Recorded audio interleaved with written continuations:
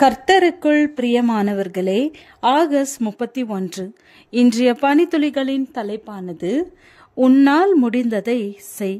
வசனம் யாக்கோபு 4வது அதிகாரம் 7வது வசனம். பிசாசுக்கு எதிர்த்து நில்லுங்கள், அவன் உங்களை விட்டு ஓடிப்போவான். சரணடையும்படி யாரை பார்த்து சொல்கிறாய்? மிரட்டலுக்கு எல்லாம் இங்கிலாந்து மக்கள் பயந்து விட மாட்டார்கள். உன்னால் முடிந்ததை செய். 2ஆம் உலகப் போரில் சரணடையும்படி வலியுறுத்தப்பட்ட போது ஹிட்லருக்கு எதிராக முழங்கப்பட்ட அப்போதைய பிரதமர் சர்ச்சிலின் வார்த்தைகள் இவை.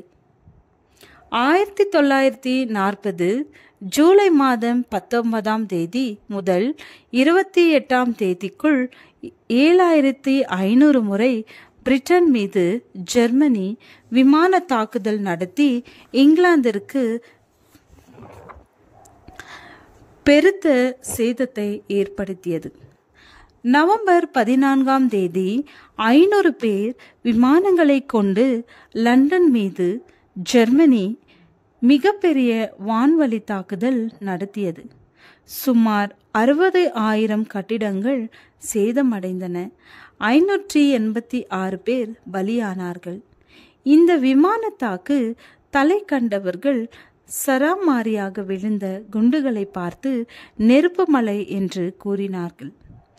ஜெர்மனியின் இடைவிடாத தாக்குதலின் போதும் இங்கிலாந்து மக்கள் மனம் தளரவில்லை. மலை போல நிமிர்ந்து நின்றார்கள். எளிதில் அவர்களை சரணடைய செய்ய முடியும் என்று நினைத்த ஹிட்லர் ஏமாற்றமடைந்தார். சாத்தானும் தேவனுடைய பிள்ளைகளை எளிதில் வீழ்த்திவிட முடியும் என்று கங்கணம் கட்டிக்கொண்டு இடைவிடாத சோதனைகளை அவர்கள் மீது தொடுத்து கொண்டு இருக்கிறார். எத்தகைய சோதனைகளை சந்தித்தாலும் அவைகளை எதிர்கொள்ளக்கூடிய போராட்ட குணம் தேவனுடைய பிள்ளைகளுக்கு மிக அவசியமாகிறது. கடைசியாக, என் சகோதரரே, கர்த்தரிலும் அவருடைய சத்துவத்தின் வல்லமையிலும் பலப்படுங்கள். நீங்கள் பிசாசின் தந்திரங்களோடு எதிர்த்து நிற்க திராணியுள்ளவர்களாகும்படி தேவனுடைய சர்வாயுத வர்க்கத்தையும் தரித்து கொள்ளுங்கள். ஏனெனில் மாம்சத்தோடும் இரத்தத்தோடும் அல்ல, துரைத்தனங்களோடும் அதிகாரங்களோடும் இப்பிரபஞ்சத்தின் அந்தகார லோகாதிபதிகளோடும் வான மண்டலங்களிலுள்ள பொல்லாத ஆவிகளின் சேனைகளோடும் நமக்கு போராட்டம் உண்டு.